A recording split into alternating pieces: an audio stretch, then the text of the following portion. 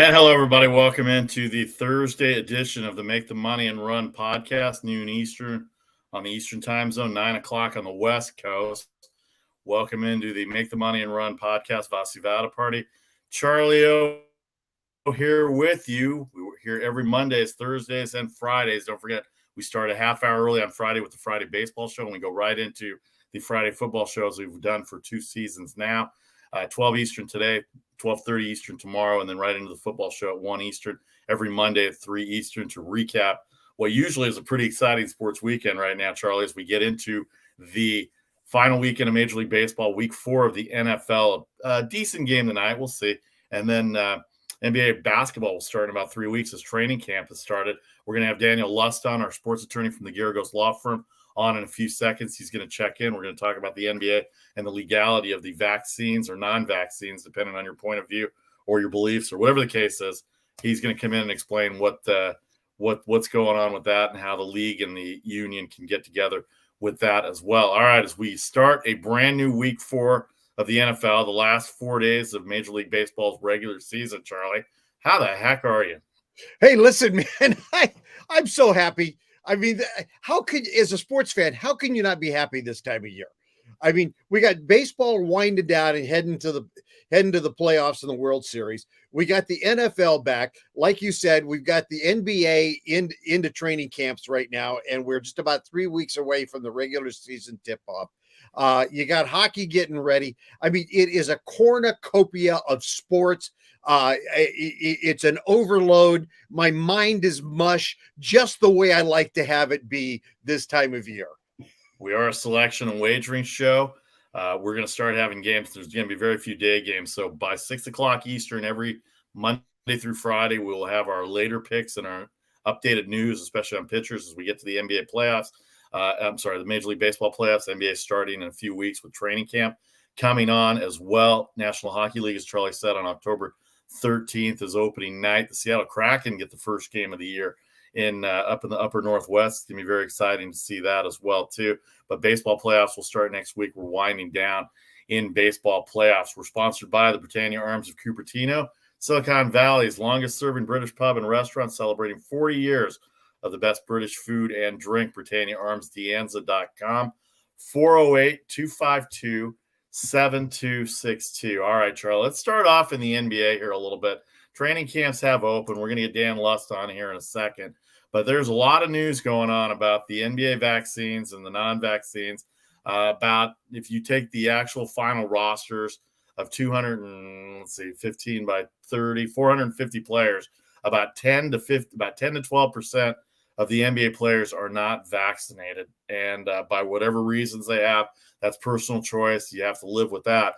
But now, as it affects the team and as it affects the counties that they live in, where I live in San Francisco, San Jose, the Golden State Warriors are here in San Francisco. Andrew Wiggins has become a big story because, according to the county and the state, he cannot play at home, but he can play on the road. But yet, visiting players that come in that are not vaccinated, if they show a negative test, then they can go out and play as well too. So it's a very convoluted system right now, but of course we've been through the pandemic.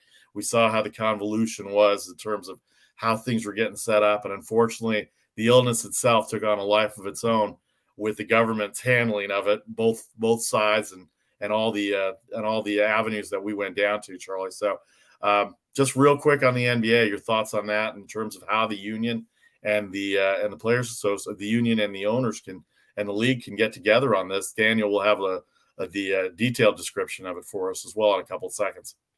Well, I think both sides are like everybody else in America. They're confused. I mean, we in our lifetimes have never faced a situation like this. And I don't think we ever anticipated that we would face a situation like this. I was watching a fictional show. I love the show on Apple Plus called The Morning Show. I love that show. And they in their first episode this year, they're running through their rundown about potential stories, and they just mentioned a little story about some virus from China that was affecting a few people, and they just buzz over it going, who cares about that? And of course, we know the storyline is going to explode. But that's kind of like how everybody looked at it. I mean, it was like, okay, this is just going to be another flu virus or whatever else. Nobody anticipated it was going to be like this. So we're in really uncharted territory. And when you're doing that, there's going to be all kinds of controversy, mistakes, and confusion. And I think that's where we are right now. And I think it's to be expected. No doubt about it. All right, well, let's bring him in as soon as I see him on here. Let's bring him in. Daniel Lust, the sports attorney from the Garagos Law Firm. The podcast is called Conduct Detrimental, at Con Detrimental, and you can catch him on Twitter and on Instagram at Sports Law Lust. He is our friend. He's been on with us several times.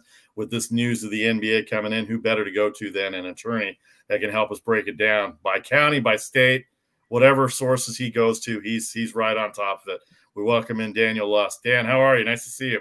I'm good, guys. Vasu, we have a lot to talk about with the San Francisco Giants making their run here. We will get to that at the end. I promise you at that, but we will take that up at the last end. But let's get into this.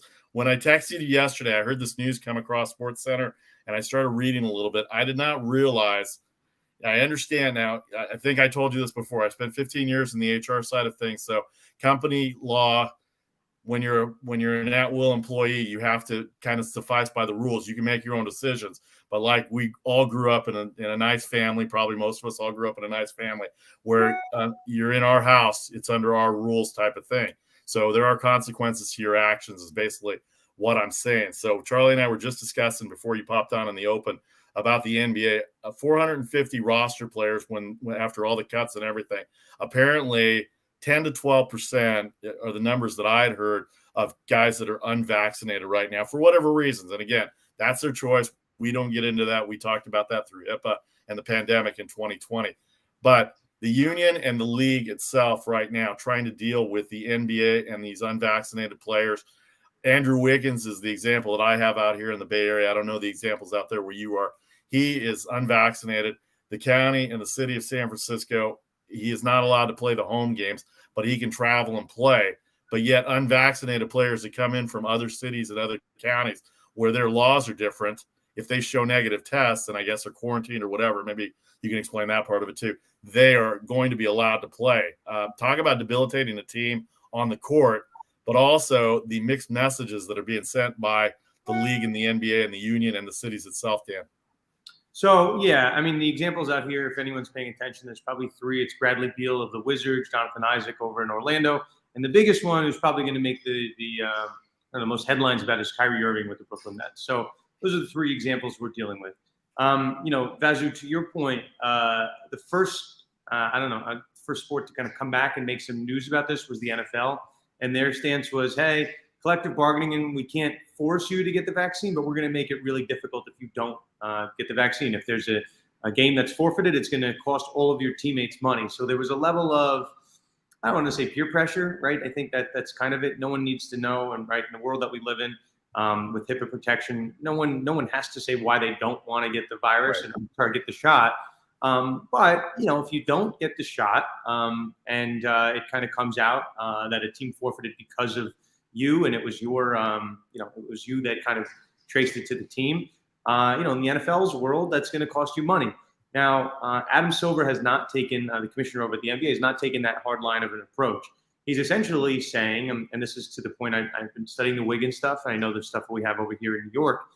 If you want to get into a large arena in New York, local laws require you to show some type of vaccination passport. We went out to a restaurant, not so long ago, and then they make you show your vaccination passport, your card, and makes you show your identification. So those are local laws, right? The NBA is not a municipality. They're not the government. They can't outweigh local laws. So, the NBA is kind of between a rock and a hard place.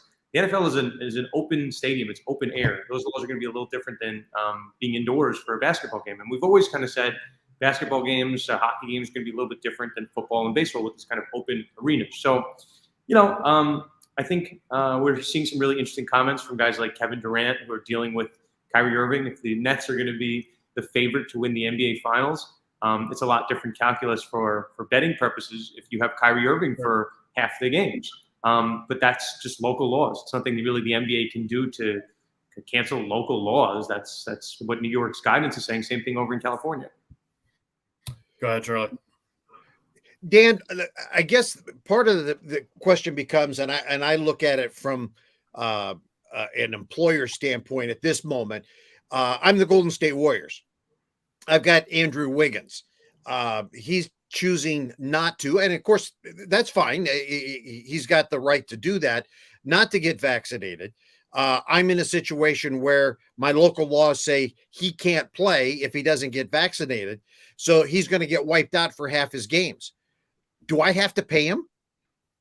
It's a good question. I mean, it's almost guys like, remember I think we talked about it here. Remember James Harden showed up to camp like allegedly 30 pounds overweight. Yeah. He wasn't in a shape to play. So there was talk about maybe fining him to the extent that he didn't show up or if he was unable to play.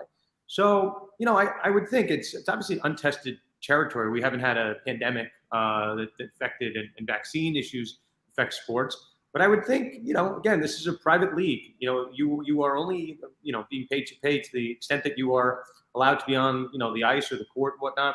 Le'Veon Bell over in the NFL held out, right? He just didn't want to play. He was physically able to play. He just didn't want to play. He wanted a new deal from the Steelers. Same thing over, in California with Melvin Gordon and the Chargers once upon a time. So I'm leaning toward that being some form of breach, right? If you're not in a shape to play, it doesn't really matter what, right?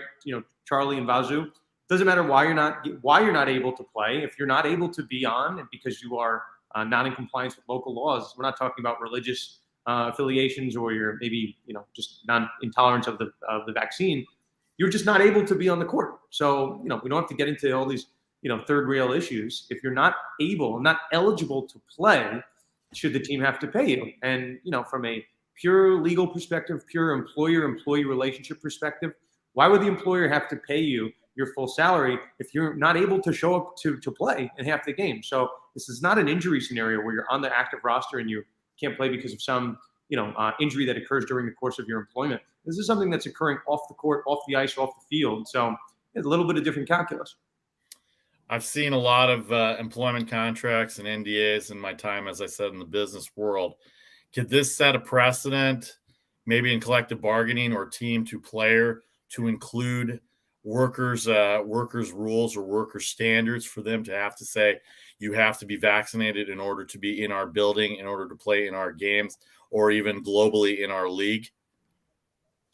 Could it? Yeah. I mean, we had this conversation on a league-based level of the four major sports. The only one that had the word pandemic in their force majeure clause was the NBA. Nobody else even conceived of it. Nobody else had it. Baseball had something called the national emergency clause. It just didn't happen. So could the world of player contracts be rewritten? Certainly that, maybe, we talk about perks and like celebrity contracts, right? Like somebody in my office was telling me the other day that Reese Witherspoon, I think it's Reese Witherspoon. I don't want to slander Reese Witherspoon, but some famous actress shows up on the site. She needs like pink M&Ms or something like that. Maybe the perks that you ask for in your contract say, hey, I don't have to get vaccinated no matter what. And I'm paid, 100% of my salary. So then maybe that could be wound into a guarantee. But yeah, this has just not been something that's been in our public consciousness. And certainly the conversation about vaccination, which tennis players are unvaccinated or whatnot, that we never thought about it. So could that be woven into a contract? Certainly. But it's just something that we haven't had to deal with before. Go ahead, Charlie. Dan, it seems to me that the Players Association, and rightly so, they're and I'm an old union guy. They've chosen at this point pretty strongly to back their players that aren't wanting to get vaccinated, and I understand that. But it seems to me that the league is coming in pretty late in the game, and all of a sudden trying to start to muscle up. They've had some time here where it seems to me that they could have gotten at the table and kind of worked this out before they've gotten there. And am I wrong? Is this thing headed for court? Maybe it's not headed for court, but I mean, listen, Vazu, you know this about me. I'm a glass half full type of guy. We had this conversation. It was all we talked about for a week in the preseason of the NFL. Like DeAndre Hopkins and Cole Beasley, these guys don't want to get vaccinated. They're going to cost teams their games, and it's all this pressure. And then we've had 3 weeks of the NFL. It doesn't really seem to be an issue. Maybe behind the scenes, it's not going to be news. Hey, DeAndre Hopkins got vaccinated. That's not going to pop across. Like, I see our bottom line over here, guys. It's not going to pop up there. I don't know one way or the other about DeAndre Hopkins or any of these holdout NFL players. But, you know, as push comes to shove, right? Kevin Durant, you heard his comments at Media Day. He's almost talking to Kyrie Irving through the press and saying, hey, we're a team. Some of this stuff's important. You know, I know these issues are important, but for the same reason that we as a family level, right? Like, for example, if someone had some grandparents that were living with them that were, you know, maybe compromised on an autoimmune level, maybe you would make a comment to employees at work. If I had a colleague that didn't want to get vaccinated, hey, I can't come into work because you're not getting vaccinated. It might impact what I do at home. So I think those conversations are going to occur. And it's one thing, right? Health and safety at home. Think about a guy like Kevin Durant. The guy wants to win a ring in Brooklyn, and I'm sure he's a very close friend and close confidant of Kyrie Irving. Those conversations about, hey, we're a team, we're a unit, we all have to be in this together. It doesn't matter, you know, if you're worried about the side effects of the virus, your inability to get the shot might impact our championship hopes, which we all want to win. So I think those conversations, just like they occurred in football, as we get closer to the season opener, I think more and more of those conversations are going to happen. You'd hope, if you're a fan of the sport, you want to see guys on the field and playing on the court and whatnot.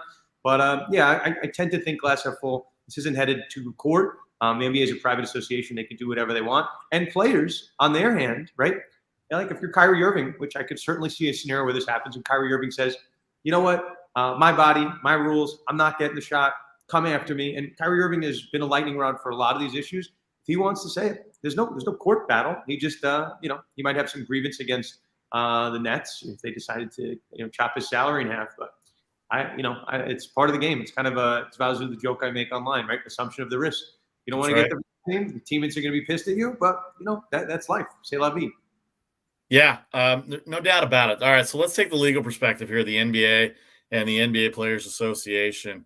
If you were at the table talking about the league and the product itself, and this is a team environment, and just like any other organization, what would your approach be either on the negotiating side of the owners or the players in terms of how to handle the situation? Because clearly, individually, it goes one way or the other, but now it's going to be collectively bargained. There's no doubt in my mind in the next CBA, because you can't have the situation carry on for the next years. It hurts your product. It hurts your brand. It hurts players' product. It hurts players' brand as well too. So you sitting at the table, at the union table, or at the owner's table, pick a side if you want, or give us perspectives on both sides of how you would negotiate this in where it doesn't affect the product itself. It doesn't affect your chances to win. It doesn't affect the league and the viewability of the fan base, which is who you're really going after at this point, because we as employees have to do certain things to work for our jobs, but yet they're not having to do that because of what their union deals are or whatever the case is. So what would you do if you were at the table,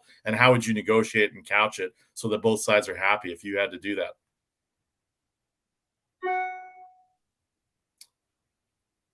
Oh, did my internet go out? No, I've got you. I don't think we've got Dan. Let me see if we got Dan again. We got Dan. I think we lost Dan. All right. Let him pop back up. All right. So very interesting. Probably going to be his best answer ever if he comes back. I don't know what happened. Let me text him. Go ahead on what he said. Go ahead on what he said. You know, the whole thing is so difficult. And you know, the one thing, Vasu, I think that is so overlooked in all of this, you know, we're talking about, oh, these guys are unvaccinated. And yet when you look at it, the one thing I think people are overlooking is that basically 90% of the league is vaccinated, as compared to the general population in the United States, which is about 57% vaccinated. You know, so their vaccination rate is phenomenally high. So, you know, people are just condemning these guys. You know, oh, how can they do that? And then you go turn around and go, do you realize that these guys are like totally ahead of the curve? And this is literally true in all of athletics, that these guys are way, way out in front of the general population in what they're doing. And, you know, Wiggins and Kyrie, I think they hurt themselves. And gosh, you know, way beyond HIPAA laws. Okay. I mean, I understand HIPAA laws, but way beyond that, they shouldn't have to get into depth about why they don't want to do it. Okay, that's frankly none of our freaking business. They just should be able to say, I'm choosing at this point for personal reasons that I don't want to do the vaccine right now. That should be enough. That should be enough right there in an answer. But then beyond that, they do need to talk about, they understand what that means to the team, blah, blah, blah, blah, and there's going to be personal consequences. And they haven't done well beyond that in helping answer questions. And I think that has hurt themselves PR-wise with the rest of the public. And, people can say, well, their job's not PR. Hey, when you're a public figure making what they make, it's not just a job on the court. It also is a job in front of the camera. All right, we got Dan back right now. Vasuvada Party, Dan Less, Charlie O here. The Make the Money and Run podcast for Thursday, September 30th. Cannot believe it's already October. All right, let's reintroduce you. You can get Dan Lott. Conduct Detrimental is the podcast at Con Detrimental at Sports Law Lust. All right, Dan, I don't know how much you heard of the question that I had. What would you do if you were at the table of the union or the ownership?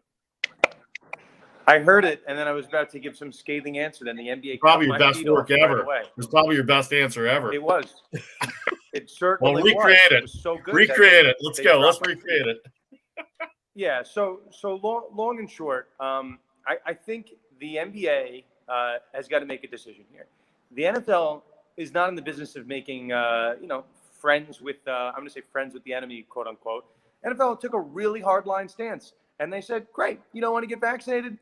Have fun. If the game is forfeited because of you, everyone's gonna be pissed at you." And that's essentially, what the NFL did, and I think it ended up working itself out. So, we have really contested CBA negotiations whenever we get to a point of collective bargaining agreement. We're going to have it in baseball in a couple of months at I think December 2021 when their CBA is up.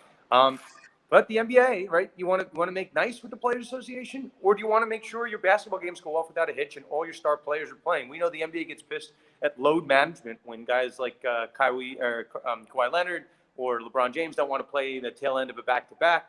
This is worse. This is half the games, and it's half the games right off the bat. So I think the NBA has got to put their foot down and come up with some real hard-line incentives for guys to be forced to kind of play. Hey, you can't force anybody to get the vaccine, right? You can't do that. But at a certain point, you have to kind of create some incentives. So maybe we'll get the Players Association pissed. Maybe it'll put the teams and the players in maybe a contested relationship. But if you're worried about the product and protecting the fans' expectations, you can't be worried about that. I think if I'm the NBA, I'm laying down some pretty hardline rules. Maybe it's not going to make Adam Silver the most popular guy in the room, but listen, Silver's done a fantastic job managing COVID, managing the NBA bubble. I think at this point, you got to trust him a little bit. All right, our guest Dan Lust here. Let me ask you this. I like to play supposition. I like to play what ifs every once in a while. So let's say, because it's a team sport, and we got some background noise in here somewhere. I'm not sure if it's Charlie or Dan's. Okay. All right. Anyway, there it is. That's gone now. But anyway, just in case there's a problem, the product on the court and they're playing, let's say somebody gets sick because of someone being unvaccinated. Is there, and it ruins their career, or it definitely debilitates somebody's career on an individual basis. You're in a union, you're in a team setting, you're in a league setting. Could there be protocol set up for a player to sue a player because it cost them partially their career? And or could they do something? I mean, you can sue anybody for anything, obviously, at least in this country anyway. But the fact is that if a player ends up not making the money that they end up making because of the possibilities that they had because of player A not getting vaccinated and they didn't have the best ability to win, could they later in life or come back at somebody and say, you cost us a championship, you cost us money, you took away potential earnings? Obviously, potential earnings is a very hot topic, key word when you're talking about lawsuits. So, I mean, I've seen worse suits like that, but I mean, let's just say, what if? Is it a possibility that somebody could get really mad and say, you took all this money away from me? I'm going to recoup it from you? Yes and no. Yes and no. I mean, listen, you can sue anyone for anything, right? Vazu, as you say. Do I expect someone, a player, to sue a league and say, hey, we had a championship team, but for you not getting vaccinated, you screwed us? A lot of these disputes, while we will never see them, they'll never see the light of day. A lot of these disputes are going to be subject to the the sports league's grievance protocol, which are litigated behind closed doors. When there's a grievance, you know what the result is. You don't really get to see what happens in between. And some of these things get thrown out. So, could someone do it? Sure. Are they going to win? Probably not. I thought where you were going with the question is kind of something we've seen some historical precedent for. The Magic Johnson situation way back when, a couple of decades ago at this point. Right. But when he was coming back, having contracted HIV, there was a real fear.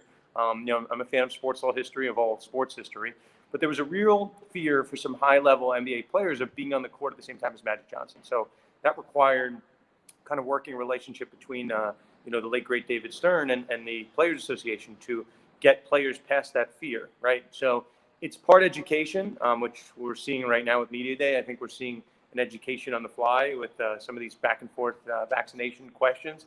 I don't know if anyone will sue out of that. I can't imagine it, but maybe these are people, or someone like Kyrie Irving or Bradley Beal or maybe Andrew Wiggins will feel this is a violation of their rights, their right to privacy and whatnot. So stranger things have happened in this world of player empowerment.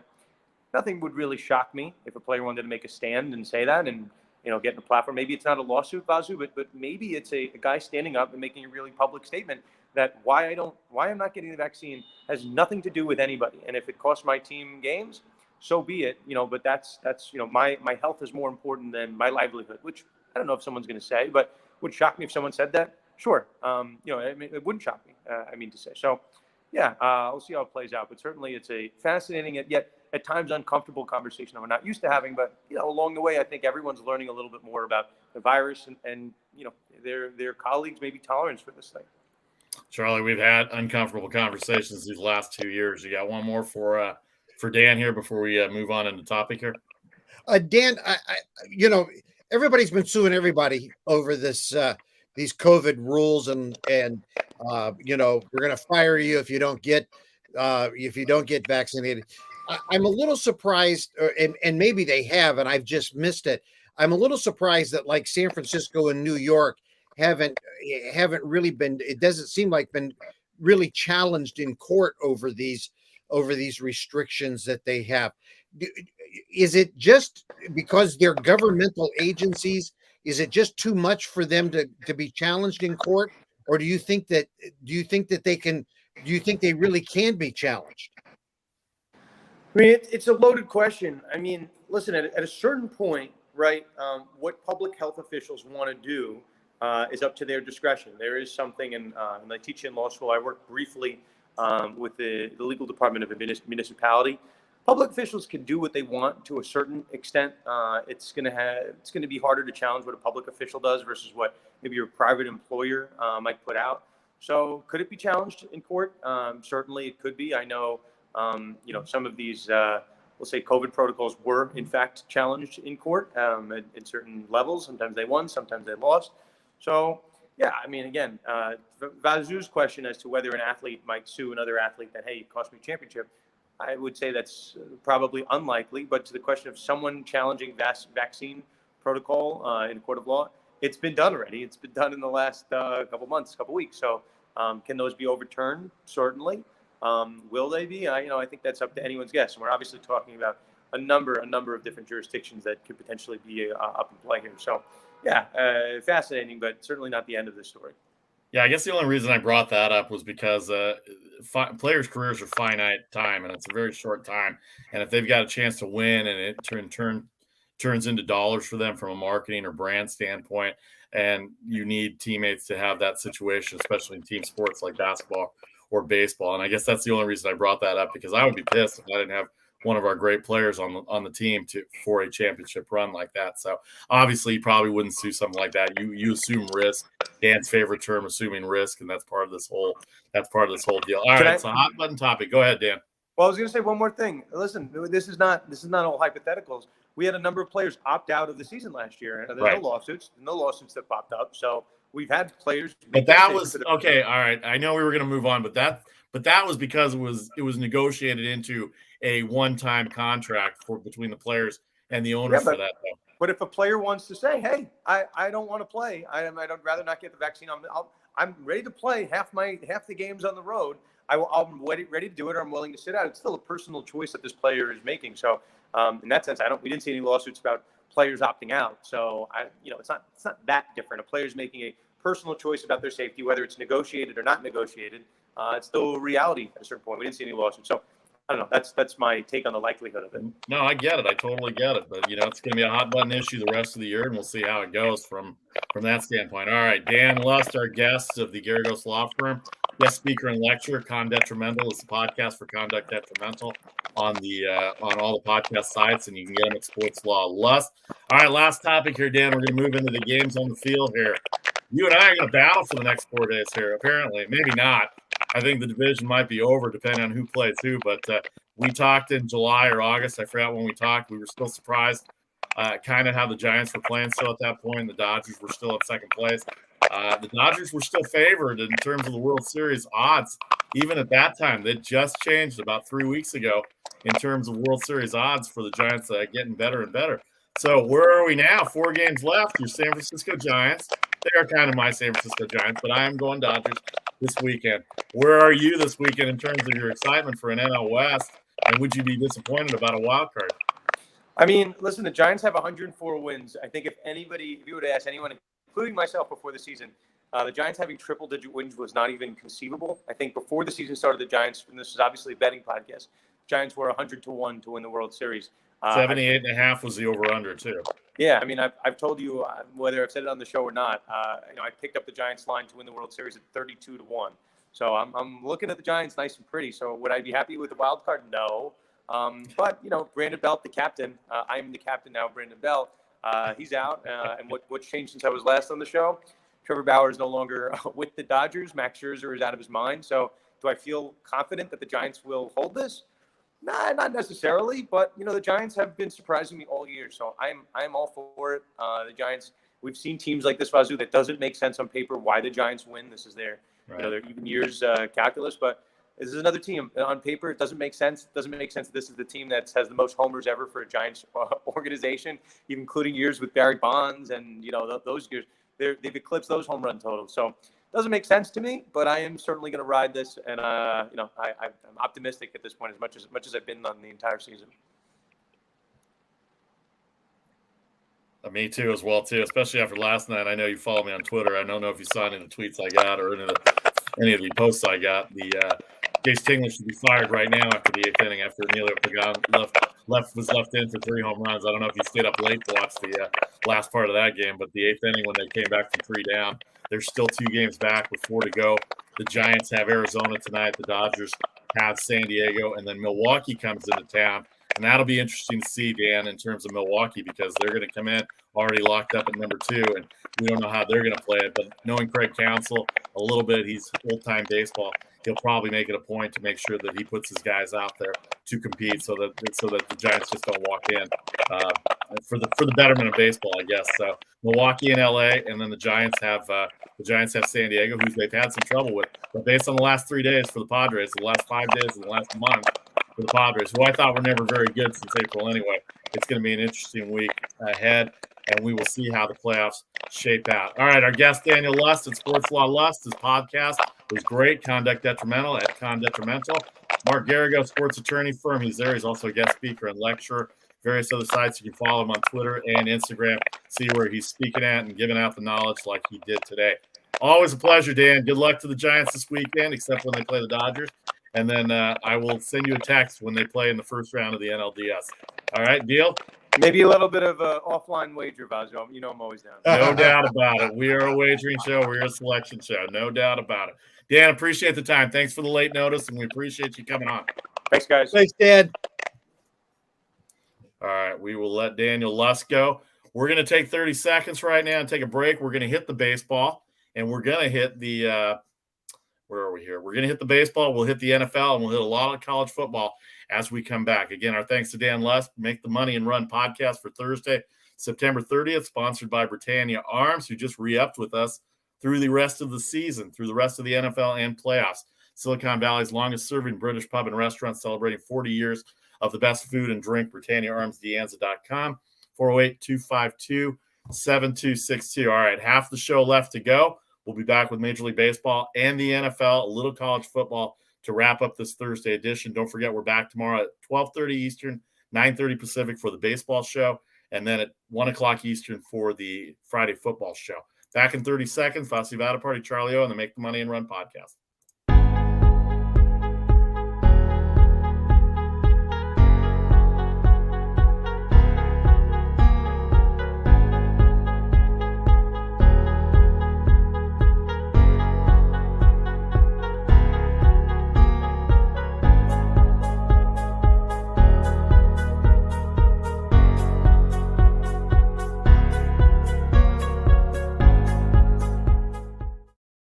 Welcome back to the Make the Money and Run podcast. Vasi Vada Party here with Charlie O for September 30th, 2021. We're here every Mondays, Thursdays, and Fridays. Don't forget to check out our social media posts.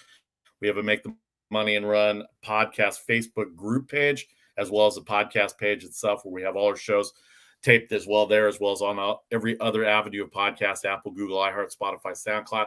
We will have our news and updates at 6 o'clock Eastern for selections every day during the week, 11 o'clock Eastern, 8 o'clock a.m. on Saturday mornings for the college football kickoffs, and then by noon Eastern on Sundays for the NFL kickoffs, as well as the baseball kickoffs as well. If you missed any of our earlier podcasts, you got Daniel Lust, the sports attorney from Garagos Law Firm. He came in and talked about the NBA and the vaccine or no vaccine issue that's going on in the NBA right now. It's a very hot button issue. It's not something we usually get into, but when it comes to a wagering podcast, we want to know who's on the court. And so from our standpoint, I guess if that makes us selfish a little bit, it's all about money at the end of the day, and that's where we're at right now. Thanks to everybody on Facebook and YouTube and Twitter. We have a Twitter live feed going on right now, so we appreciate everybody on there as well, too. David Andrews and Melissa and Rod Schrader, both on Facebook with us as well right now. All right, let's move into baseball here a little bit, Charlie, as we get to the situation where we're at.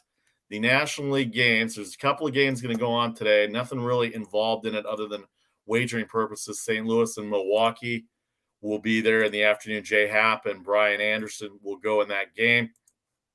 Texas and the Angels will go at 2 o'clock Eastern. Alex Cobb and the Shohei Ohtani show. He's been shut down for the rest of the year on the pitching side of it. Alex Cobb and Glenn Otto. Alex Cobb's had a good year. He's a free agent. He might end up looking very good in somebody's uniform next year for that standpoint. But a little bit of baseball. Let's get to the National League. We did talk to Dan about the Giants and the Dodgers. The Dodgers come back last night. For those that saw, I'm sure they did. The National League West, the Giants are still 2 up. Thought they were going to be 3 up for a while there. A 9-6 lead in the 8th inning for San Diego. And then Emilio Pagan, for some reason, he's a good pitcher. It's not like he's some rookie. He came in and gave up 3 home runs, 5 runs. Let's see, is that right? Yeah, 4 runs in the 8th inning, 11-9 victory. The Dodgers stay 2 back with 4 to go. They have San Diego for one more night tonight. The Giants have Arizona for one more night. Poor Merrill Kelly. They beat the Diamondbacks 1-0. He's given up no earned runs in 16 innings pitched against the Giants this year, and he's got 2 no decisions to go with that. The magic number for the Giants is now 3 after their victory last night. The comeback by the Dodgers, as we said. Both series finish up Thursday. The Dodgers will host Milwaukee this weekend, and the Giants will host the Padres. Charlie, the National League West, 2 best records are already in the playoffs, but what a fight down the stretch it is. It's unbelievable. And investor, I mean, the Giants at 104 wins, the second most in the live ball era. They have a chance to tie the most wins in the live ball era, and then surpass that. I mean, this is the Giants, for heaven's sakes. These guys were supposed to be non-factors. I mean, let's be honest. These guys were supposed to be non-factors.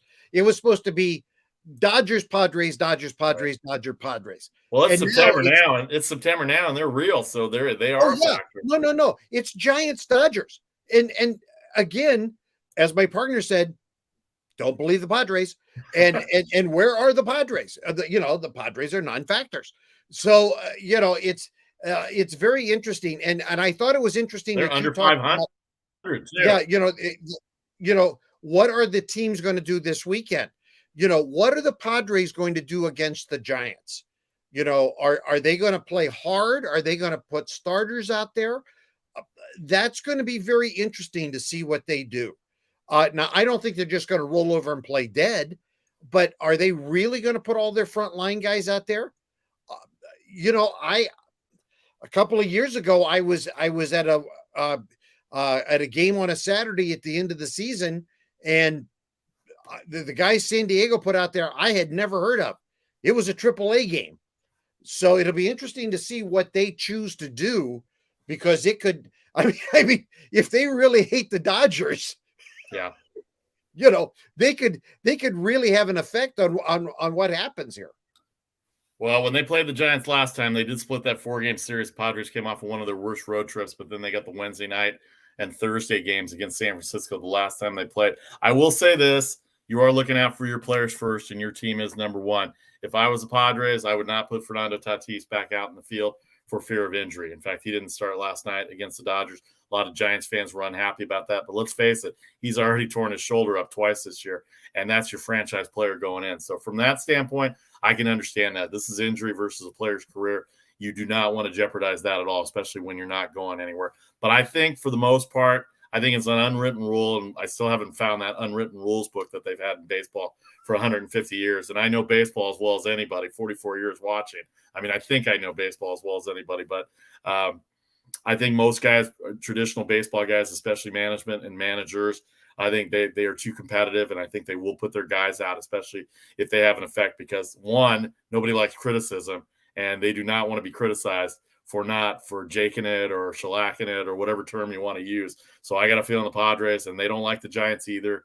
And Machado and Tatis, they get booed everywhere they go now, and they were the hot team coming into the year, which I didn't believe, as Charlie said. So thanks, Charlie, for propping me up again. But here we go. The Milwaukee Brewers are locked into the 2 spot. They've got Brandon Woodruff, who I didn't realize he was top 5 Cy Young right up until the All-Star break. He's under 500. He's 9-10. Corbin Burns has had a great year. Josh Hader has been a revelation from May on. But one of their big problems is, and I'm sure you read the story about the Milwaukee Brewers, and this is a big factor for them going to the playoffs, is their right-hander Devin Williams, who was outstanding last year to this year. Apparently, I thought it happened after he gave up the runs against the Cardinals to continue the winning streak. But apparently it was after their celebration over the weekend when they clinched the National League Central that he hit his hand on the brick wall. And I'm not an architecturalist, but brick walls don't give and hands do. And it's his right hand. And this guy was a rookie of the year last year, and he sets up Josh Hader in the bullpen, and he might be out for the rest of the year. And he's not going to be able to pitch this weekend against the Dodgers to begin with. And their bullpen is okay, not great, but you got a nail gun in Hader at the end to shut the doors down. But are you going to be able to get to him based on that? And really, you have to worry about yourselves as well as being competitive for the Dodgers and Giants purposes for the National League. Well, evidently he had watched too many Marvel movies. I don't know. You thought I was going to go to the alcohol, didn't you? Well, the alcohol probably had something. Probably did have something to do. But I think it was too many Marvel movies. I mean, you get into the moment. People are going, oh, hey, fire that guy. Guys get into the moments and they do stupid things. We've fire a guy anyway. Yeah. I get. Well, that's where people go. You know that. Oh yeah, they were talking about firing. They wanted Tingler pulled out of the dugout right in the 8th inning last night. Yeah, I mean, it's people do stupid things, and it's unfortunate. Hopefully it's not as bad as we think it is. But it is what it is, and you just got to move on. So you just deal with it and you go. No doubt he will not be available this weekend, even no matter how slight it could be, he won't be available this weekend. But what is it with baseball players and walls? That and knives. No baseball player should ever be allowed to be around a wall or a knife. Yeah, I mean, I don't know what's going on with that. But anyway, injuries are injuries, and they're dumb injuries, and they're effort injuries, and this was definitely not an effort injury. All right, let's move on to the National League East. Phillies really had a chance. They got eliminated. We'll get to the wild card in a second, but they really had a chance to make a statement against the Braves this week, and they were probably more talented than the Braves coming in, especially after Acuna went down. But they laid, I mean, I don't want to say they laid down. It's hard to say that because they've got a lot of talent on the team, but they did not hit at all this year. The Braves ended up beating Zach Wheeler on Tuesday in what turned out to be a really good game. Their offense has just gone in the tank, the Phillies have. Now the magic number down to 1. They're going to play each other again tonight.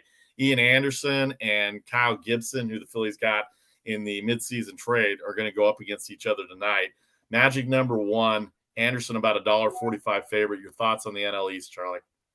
Well, it's kind of breaking out the way we thought it would, to be honest with you. And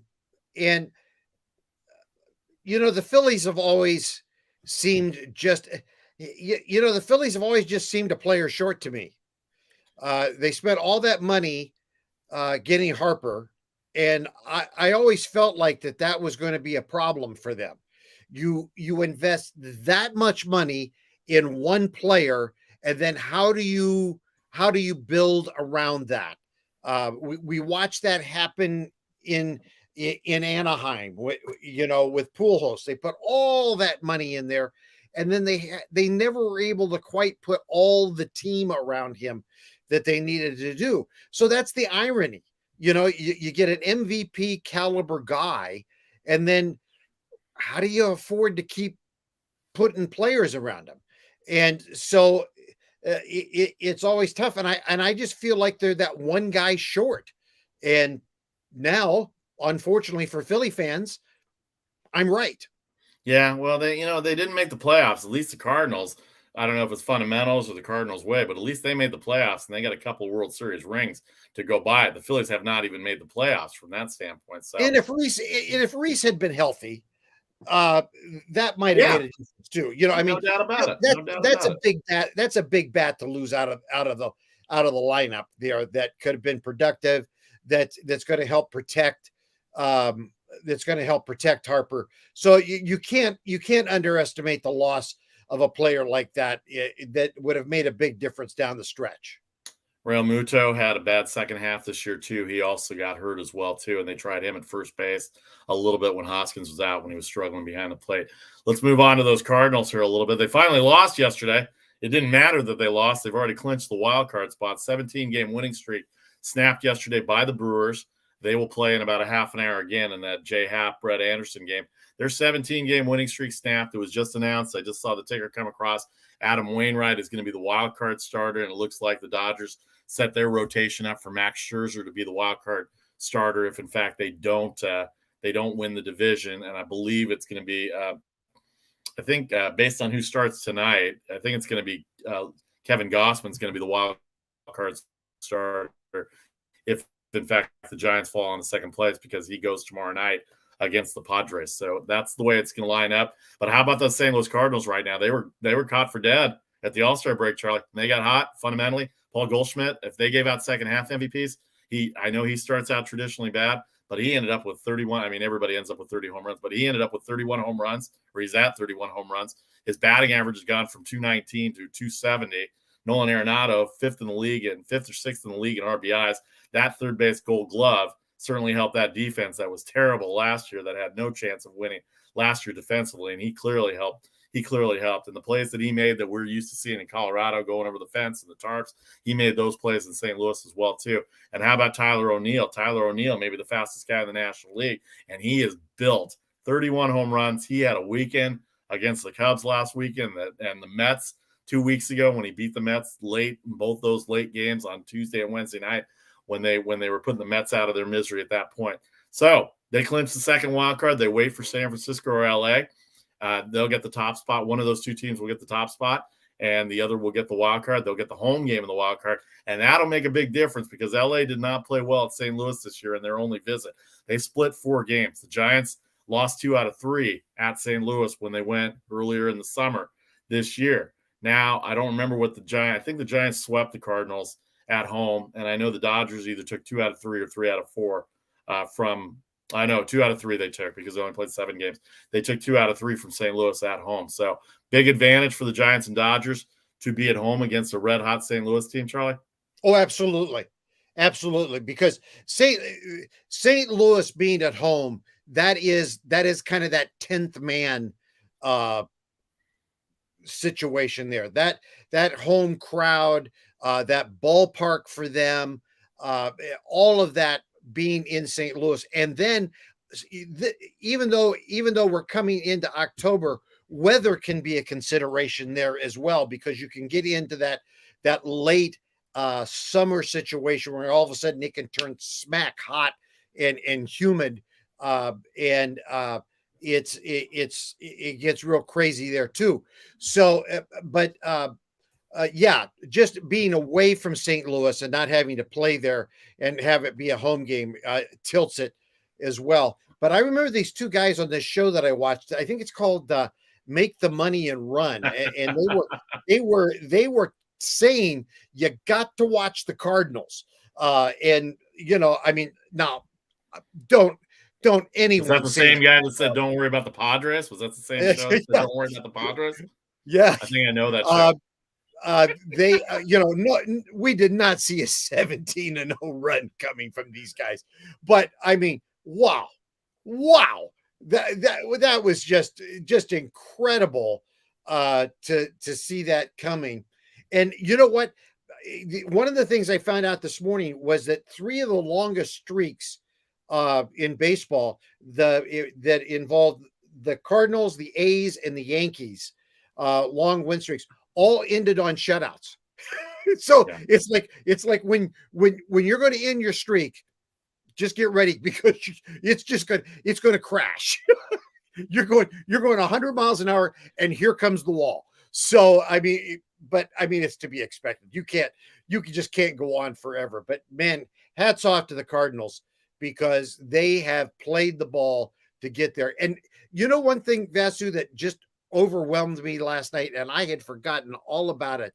I was watching the highlights to that game, and all of a sudden I looked up in left field. They still have the big Macland sign out there. And you forget about McGuire, and you forget about all those kind of things. That's the kind of tradition you have in St. Louis. They don't forget. They do not forget. All right, let's move on to the American League. Sivada Party, Charlie O here, the Make the Money and Run podcast, sponsored by Britannia Arms, celebrating 40 years as Silicon Valley's longest serving British pub and restaurant. BritanniaArmsDeanza.com, 408-252-7262. Don't forget, we'll be back at 6 o'clock for the podcast minute, online and all our social media pages for all the latest news and our selections for our selection Thursday. We haven't forgotten about the NFL game and the college game yet. We'll hit that, but today's going to be a baseball day. And then don't forget, tomorrow, 12:30 Eastern, the Friday baseball show will be a half hour. And then at 1 o'clock, we'll go right into the Friday football show as well, too. All right, the American League West, Tampa Bay got a win yesterday over Houston. They clinched the best record in the American League.